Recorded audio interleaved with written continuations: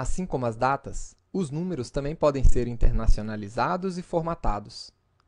Nessa aula, vamos aprender a utilizar a classe NumberFormat para formatar alguns números. Então, crie uma classe chamada número com o método main dentro dele.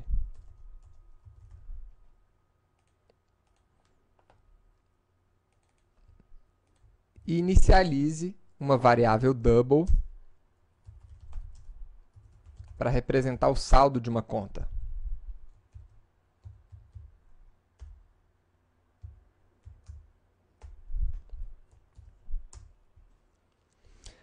A classe NumberFormat, ela também é uma classe abstrata. Isso significa que você não pode criar um new number format, mas ela oferece um método para recuperar uma instância dessa classe de formatação.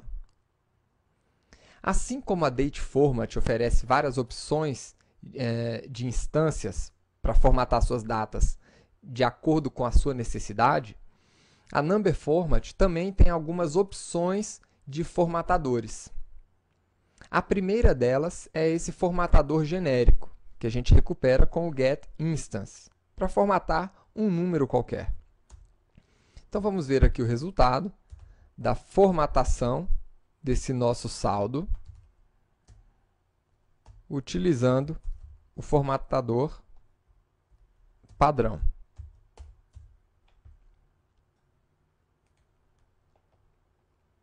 Então, aqui está. Ele formatou o número de acordo, né, com a minha localização default, que é o Brasil e português.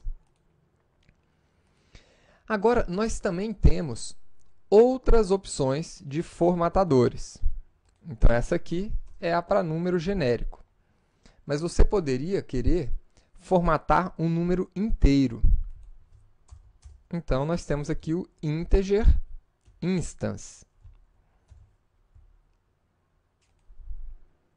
que formata o número excluindo a parte fracionada. Então, essa aqui é a formatação padrão e essa aqui utilizando a instância para números inteiros. Além de números inteiros e números genéricos, então aqui nós temos os genéricos, aqui inteiros. Nós também podemos chamar uma instância utilizada para formatação de números percentuais.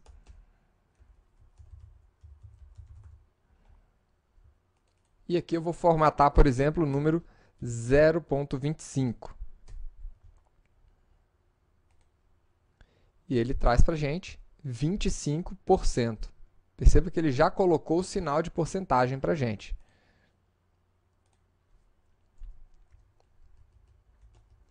E, por fim, nós temos ainda a instância utilizada para formatação de moedas, que é a nossa current instance. Vamos ver aqui o resultado. Olha aí, ele trouxe aquele número com 2 casas decimais e o símbolo da moeda brasileira. Então, tá aí. Ó. No número genérico, ele trouxe com 3 casas decimais. E com moeda, apenas 2, porque é o formato que no Brasil a gente mais costuma ver. Mas, por exemplo, se você estivesse no Japão, eles não têm o hábito de apresentar as casas decimais. Em alguns outros países, apresenta-se apenas a primeira casa decimal. Então, a localização interfere na formatação desses números. Tá? Uma coisa que podemos fazer aqui com esses formatadores é definir o número de casas decimais. Então, podemos aqui colocar set maximum fraction digits. E aí eu poderia colocar aqui, por exemplo, uma casa decimal. Olha aqui o resultado. Mas eu poderia colocar aqui também 4 casas decimais, ou 3, por exemplo. E aqui está o resultado. Então, a gente pode manipular, inclusive, esse número de casas decimais no processo de formatação. Agora, vamos trabalhar um pouco com internacionalização desses números.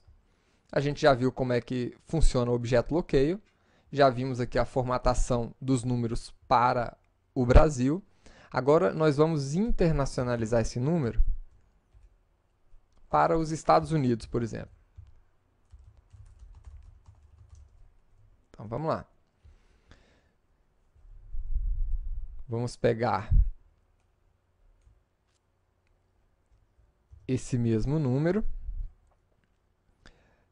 mas agora, dentro da nossa instância, eu vou passar a localização que eu desejo. Então, locale.us, para a localização dos Estados Unidos. Vamos ver o resultado agora. Está aqui, ó. No Brasil, ele formatou a moeda para reais e nos Estados Unidos para o dólar americano. E vejam que o formato do número também mudou. No Brasil, a gente separa a parte fracionada com vírgula. Nos Estados Unidos, com ponto. Vamos apresentar ainda como é que a gente vê o número, por exemplo, na França.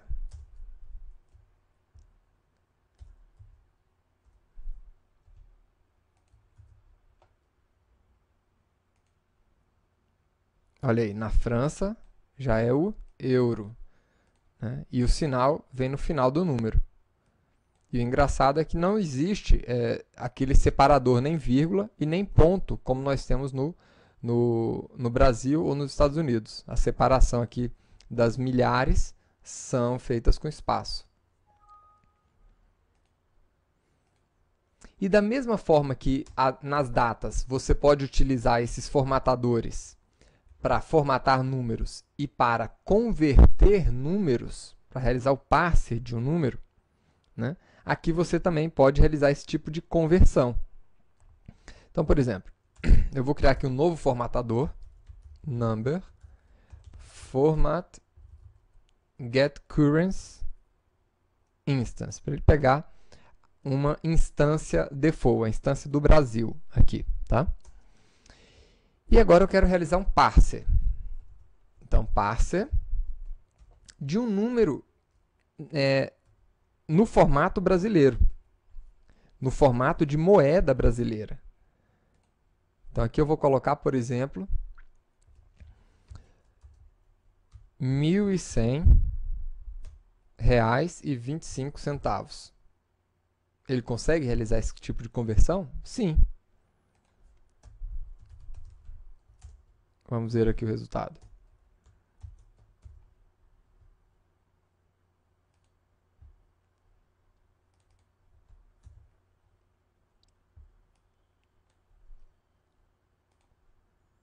Então, tá aqui.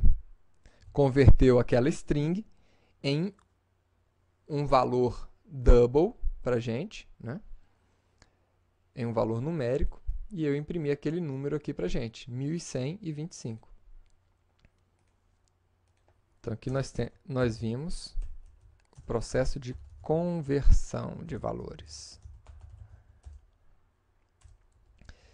Então é isso. Espero que você tenha gostado de mais essa aula e nos vemos na próxima aula.